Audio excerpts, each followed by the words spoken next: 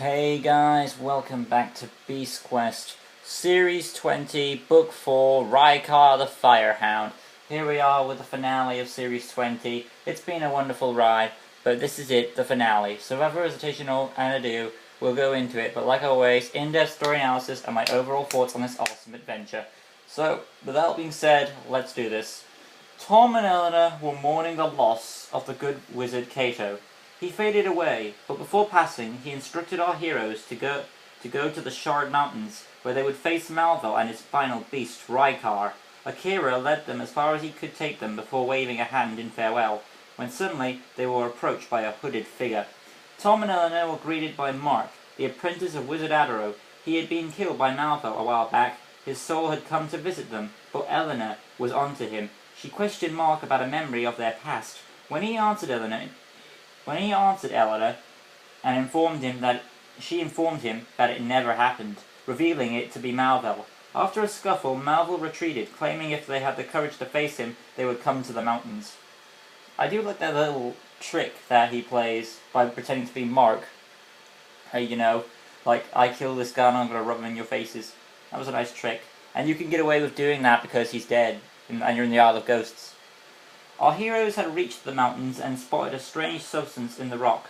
From the look of it, they had beaten Malvel there, and for some reason, instead of the key being inside the beast, our heroes assumed this claw wedged into the mountains was the key. They assumed it to be one of the beast's claws.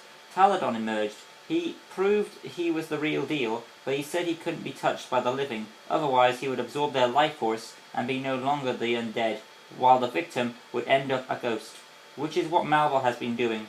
Taladon explained this action was not right, as it was a method of cheating death, one he saw unfair on others. Malvel revealed himself and summoned the final beast, Rykar, from a cave to attack our heroes. If that really is the key to Avantia, it now explains why Malvel didn't just kill his own beast and use that, as the key was jammed into the mountain, and I doubt he's capable of pulling it out with his magic, because otherwise he would have done it before, Rykar showed his incredible power. He could breathe fire so powerful it could melt the obsidian rocks. The same went with his pure strength. He could easily crush them with the right amount of pressure. Tom could handle the flames thanks to Furno's scale, but when it came to brute strength, he was overpowered. Eleanor's bow broke in the battle and Tom was forced to make a retreat, but even that did no such good. Rykar was just about to end Tom when Taladon saved his life. However, like I said earlier, by touching Tom, Taladon's life was slowly beginning to be restored, while Tom was slowly starting to have his life force fade away. Now Rykar was after Eleanor, and without her weapon she was defenseless. And don't bother asking about her arrows, they did no such damage against Rykar's thick fur, I'm afraid. So yeah, her arrows weren't doing any damage to Rykar's thick fur. I should also mention the claw key came loose from the rock in the battle, plus the reason why Rykar is obeying Malvel is that the Dark Wizard promised him the meal of a lifetime, the Master of the Beasts. Eleanor was saved by Taladon, who now had some life energy to protect our heroes, but Tom was fearing he might lose his father again. After fending off Rykar's flame, Taladon rested to get back his strength. Malvel leapt on Rykar and activated the portal with the claw key which he picked up during all the fighting. However, Eleanor hit Malvel on the head, knocking him out, which forced Rykar to leap into the portal without his master. Taladon told our heroes to go. Tom wanted his father to go with them, but of course he refused. Of course Taladon refused, saying this is Tom's duty now, not his. So returning Tom's life energy, Taladon faded. So he's gone now. But before they could go on, Malvel, beaten on the ground, said this wasn't over, as our heroes leapt through the closing portal. So Malvel gives a final word, a final say, this isn't over, as our heroes go through the portal and go back home. Tom and Eleanor were back home, greeted by Storm, Tom's stallion. He had been attacked by Rykar, but he managed to escape, and then our heroes saddled up. Rykar spotted them, and the chase to the city was on. Tom tried to leap on Rykar, but he easily got knocked off. Eleanor was now riding with Storm, away from Rykar. Tom informed them to race, because Tom got knocked off, and then Eleanor is now running away from Rykar on Storm. Tom informed them to raise the bridge once she entered, so that Rykar wouldn't enter. Tom used his leg armor to give him the speed he needed to reach Rykar. Eleanor had made it to the castle before the beast, and now he was planning to enter. Tom discovered that Rykar was scared of the water, but he showed off his intellect by revealing his fire breath was so powerful it could extinguish water to nothing, basically. So yeah, Rykar's fire breath is so powerful it can extinguish water to nothing. Now he smashed through the walls and began his attack. I do like that Rykar has overcome his fear of water by passing his powers beyond their limits, because normally you expect fire to be weak to water, but he's found a way to push his powers beyond their limits, and so his fire can, put out water and turn it to nothing. That's nice. I like that. Tom went in and joined the Avantian forces. Hartman seems to pay more respect to Tom. Eleanor gets a new bow firing away, and then the fight is taking place inside. Daltek comes along and prepares a spell to increase Tom's sword, while Eleanor comes up with a plan to trap Rykar's snout with some barrel hoop restraints. And just as Tom gets his power up for his sword, Rykar breaks free and fires his breath. I should also mention that we learn that Rykar is immune to fire, but as a fire hound you kind of expect that. Tom used his powered up sword to absorb the flames, and after one more scuffle, Rykar pins down Tom. But Tom, refusing to let this be his end, just stabbed Rykar in the neck, turning Rykar entirely to ice. The ice sculpture shattered on Tom, and soon enough our heroes dug him out. After a brief celebration, Captain Hartman informed them they had captured Beric, but when they went to his cell, the cell wall was empty.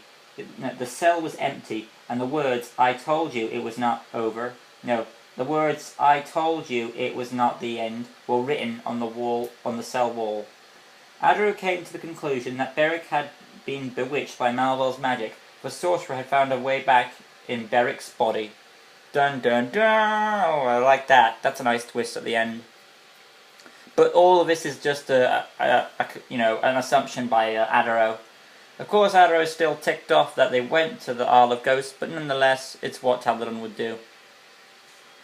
Other than that, though, I had a few scuffles here, but there it is, guys. My little analysis of Rykar the Firehound. I had a few scuffles here and there, but nothing too major, I see. Let's go over the characters real quick. Tom, this is once again another book focused on Tom, with his strong connection with his father, then him facing his one of, if not his greatest enemies, Malvel. You think you've beaten him, and then at the end, no you haven't. He's found another way to get back. The fight with Rykar was a bit more impactful for Tom. And yes, this is another beast where Eleanor doesn't do much, where she's in the background and it's more on Tom doing it. And I don't really like that. I've always preferred when our heroes work together to beat a beast. But that's just my opinion. Other than that, though, moving on to Eleanor, she gets shafted this book. All her arrows are useless to it. The only thing, I can't really think of many things she did. She was basically she was more shafted and more of the damsel in distress. The only thing she did was ride Storm into... The only thing I can think of really any relevancy is that she rode in Storm into the castle in time before Rykar did, so that's credit. Storm being back for the finale, I do like. Then you got Malvel, and that's a nice twist, There's one more scuffle with him. He's got his body back, he's about to go in. I do like that he goes into the portal halfway through the fight with the beast instead of focusing on Tom all the time. Think of the bigger picture. But now I'm assuming this is true. If he has taken over Beric's body, which of course it looks like he might have, but it could have been just Beric just escaping from the cell. But if it is Malvel and he's back, that is awesome. Malvel in Beric's body, because Malvel's body is old. Using Beric's body, that would be a more Sure, it's not as experienced with the magic as Malvol's is, but I'm sure he can adapt to the body and make it work for him. So hopefully we'll see something good come out of Series 21. Hopefully. The other characters, Downtake and Adro, I'm not really going to go for because they're just side characters. Taladon, I do like that Taladon comes back for one more action sequence by absorbing Tom's life force and to save him. I do like those touching moments again. Awesome book. Would I say it's better than Akira? I would put on ties with Akira. So yeah, if I did a tie with the other two books, I really don't remember, but I remember my order. Xerox the worst.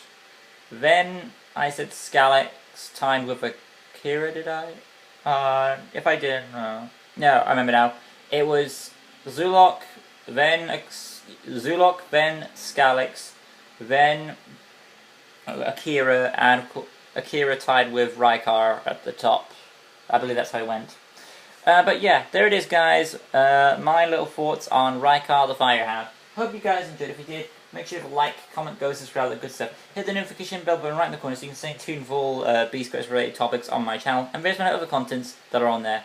And next time on Beast Quest, we'll be scrolling on to Series 21, The Sorcerer's Revenge. I do like that little twist there, because you didn't think Malvel would be in Series 20. I didn't think he'd be in Series 20, because the Series 21 is called The Sorcerer's Revenge. That was a nice twist too.